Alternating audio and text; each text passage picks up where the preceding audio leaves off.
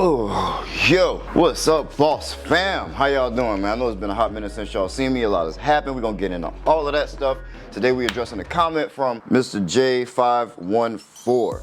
So Mr. J514 says, say big bro, be honest. Is the cleaning business really that profitable? Like what you actually keep in your pocket? Not watching anyone's pockets, but truly wanna know.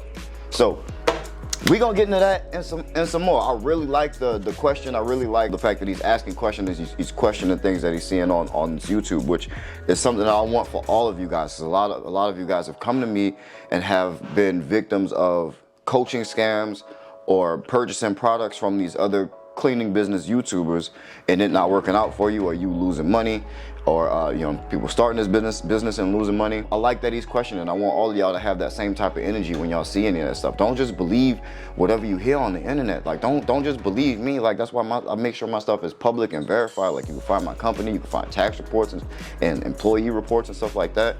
Like if you can't verify what these people are talking about, then you know what I'm saying? Like I wouldn't go spending money. It doesn't mean you can't listen to people, but definitely take in all the information that you can take and see how people are moving through this industry. But don't just take people's word, don't just take people on their word on the internet without doing any type of research or verification. But yeah, we're gonna get into that in a minute.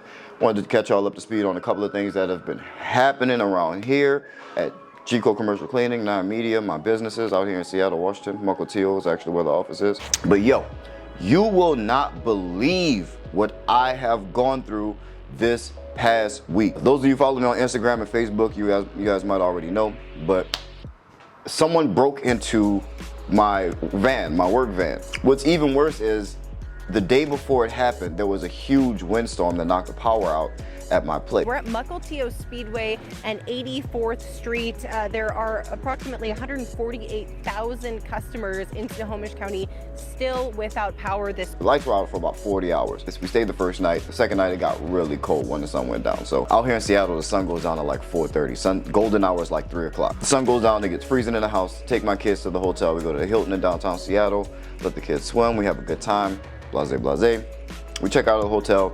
But the power's still off, so we just need a warm place to come and kick it. And so we pull up to my office where I know I have power.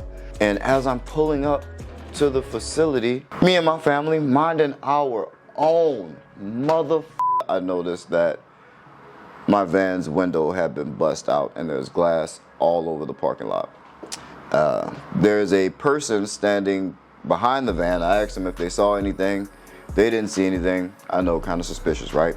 But so I end up like, maybe I was a little aggressive, but questioning this guy until I maybe scared him and he ran off. Ended up calling the police. Yeah, the police came. They said they couldn't really do anything. Thankfully so, because I was wrong. It actually wasn't that guy. The neighbor actually brought over the surveillance footage, and it ended up being some lady in a pickup truck that was maybe strung out on some drugs or something like that. Don't do drugs. But she ended up smashing out my window and siphoning gas from a couple other companies' work trucks in this complex. So maybe I jumped the gun a little bit, but I was pissed, man. I'm just minding my own business, man. Trying to run a business over here, and I got my kids with me. I mean, pulling up to the office and people are, doing crazy stuff. But yeah, I'm glad that we got to the bottom of it, figured out how it happened, and so I had to spend some time outside taping up the window to the van, which is actually how I learned about the lady in the white pickup truck. So my neighbor actually pulled up while I'm taping the van, and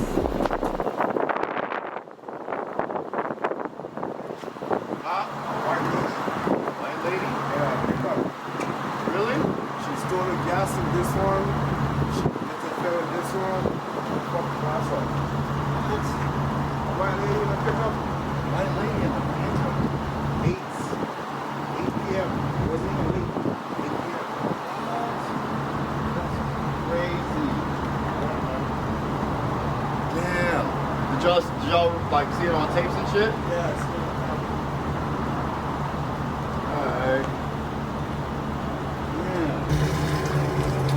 That's crazy. Okay, so the neighbor just said that he saw on their cameras, which are up there, that it was some crazy lady in a white pickup truck that just came through. She took gas and vandalized their trucks and broke my window. So maybe case closed. I'll hit them up later and maybe see if I can get a look at those security tapes and see if we gotta identify this crazy bitch. But man, this is some dumb shit to have to deal with, bro. She's trying to run a business, man. But to get back into the video and what we came here to talk about today, is the cleaning business really that profitable? So let's talk about that.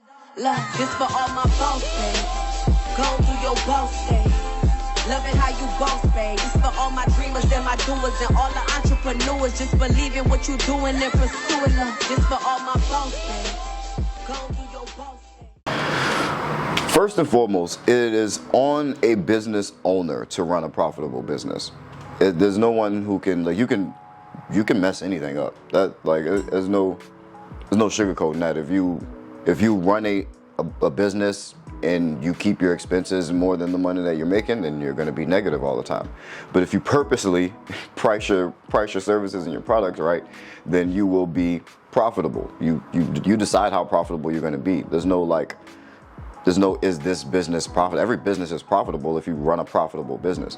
So to answer that question directly, is a cleaning business profitable? Yes, a well-run cleaning business is profitable. It's probably one of the most profitable businesses that I can think of. I can't think of many things that are more profitable than cleaning. Yeah, I'm hard pressed.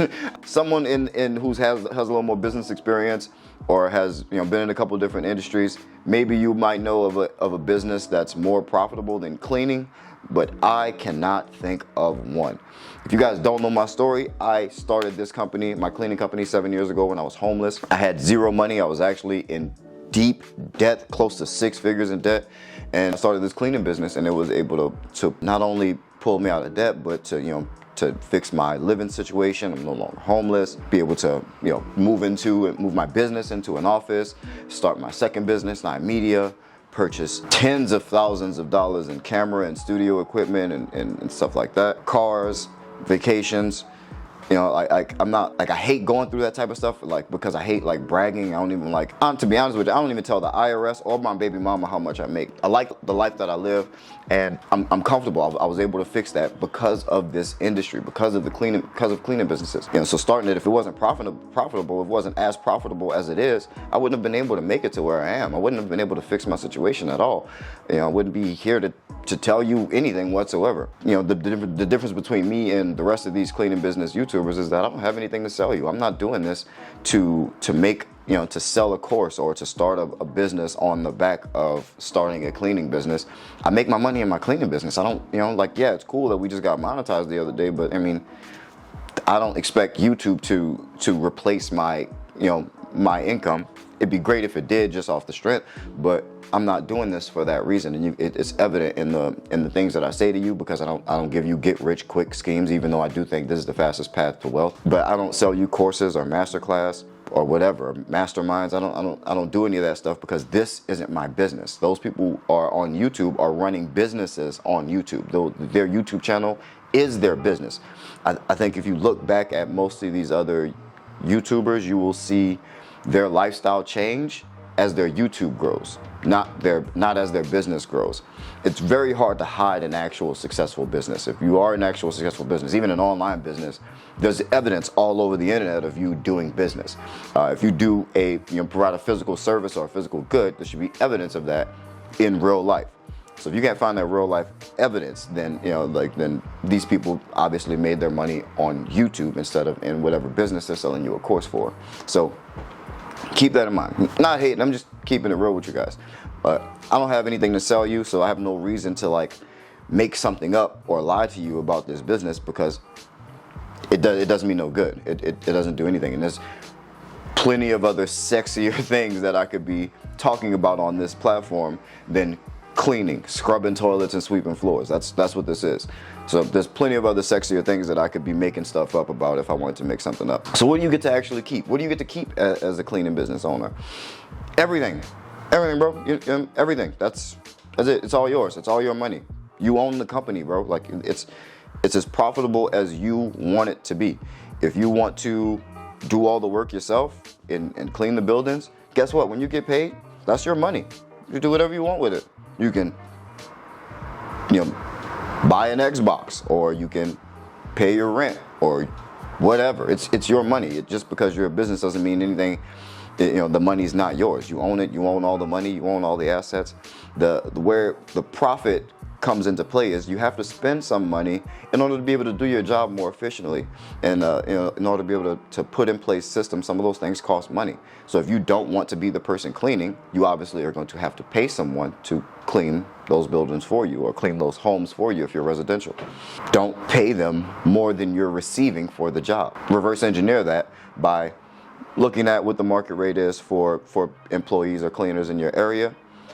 Picking something that's comfortable for you. Even if before you even start, you can decide if you want to be on the high end or the low end of pricing or payment for employees. If you decide that you want to be the cleaning company that pays the most in your area for cleaners, then cool, start there. It's not gonna hinder you. You'll have your difficulties. It's a little bit harder to close deals. You have to provide more value to close deals at a higher price point. But you can be the company that is known for paying the most to their cleaners. If you see that cleaners in your area make $20 an hour, you can just decide to pay $25 an hour and then price your services accordingly to make sure that you are still profitable.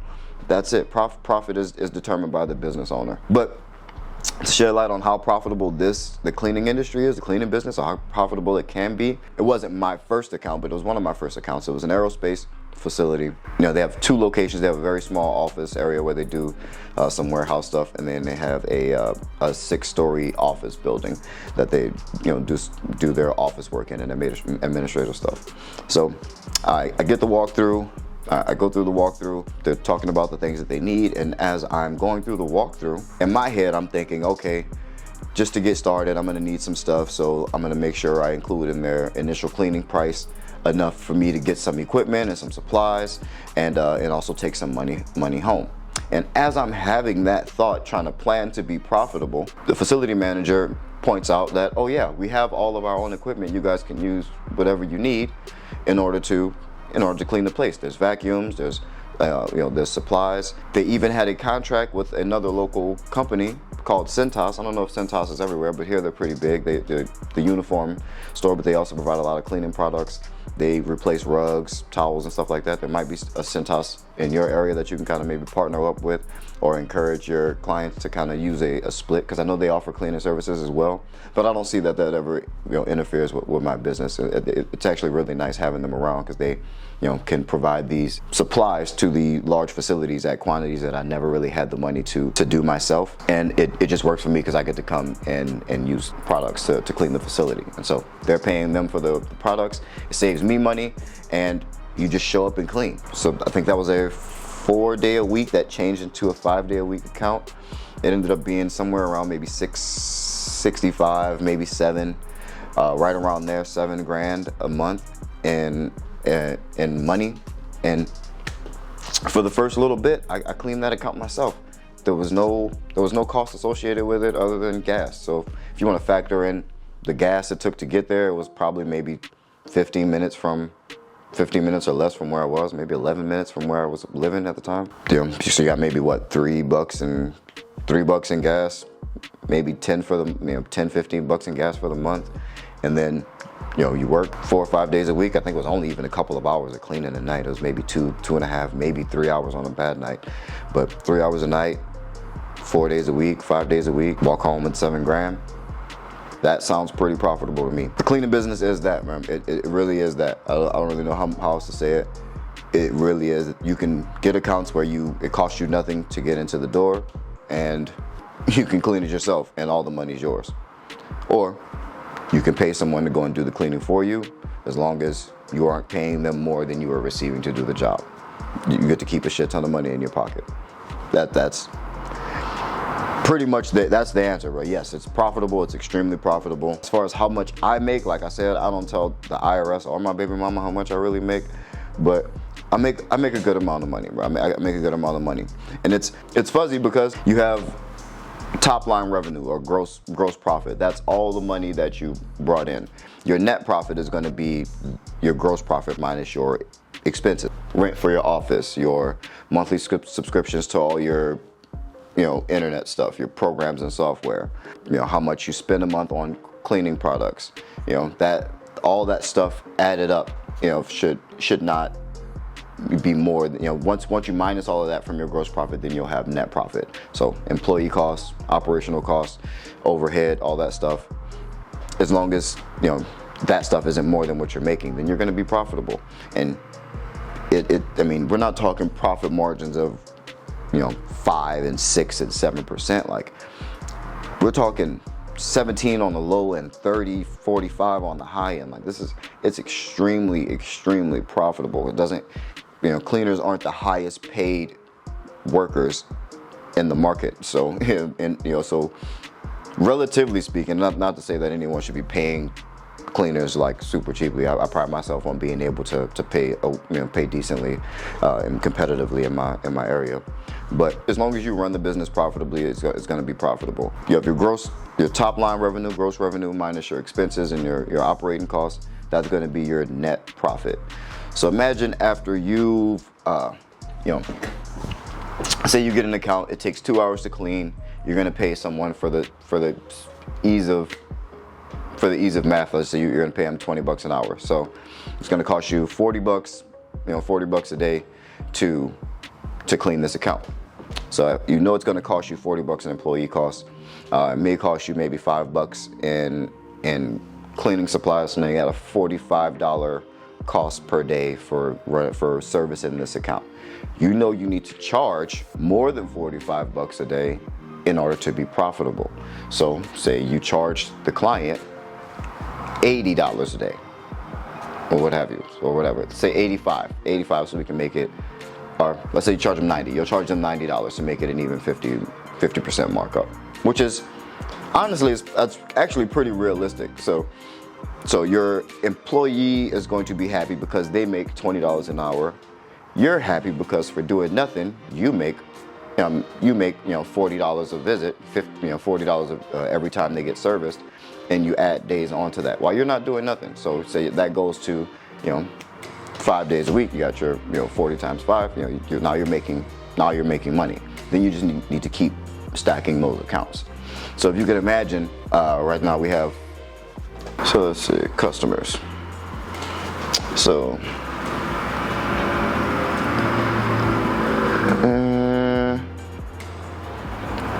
I couldn't tell you how many customers we have, but you could imagine I only do the lowest number of days I have on there. I have an account that's 2 days, but most of my accounts are 5-day accounts, 5 or 7 days a week, except for the holidays. So if you can imagine thinking like that and stacking that up to almost 100 accounts, it's a lot of money. It's a lot of money, man. It's very, very profitable. There's no other way to put it. I'm not trying to overplay it, because there's work that goes into it, and of course it's stressful trying to manage what you can spend, when you can spend it. It takes being an adult and doing things properly, but it is extremely profitable. There's a couple things that go into play. There's how much you decide to pay yourself, and like taking disbursements, or whether you put yourself on payroll or however you do it. The more you pay yourself and that you take out of the business, remember, the less you have to try to grow the business. So you can decide to pay yourself and take money home, or you can decide to put money back into the business. So once that profit comes, you can decide to get an office, or purchase uniforms for employees, or purchase equipment and supplies. You have to decide between using those things for that. It's an adult decision.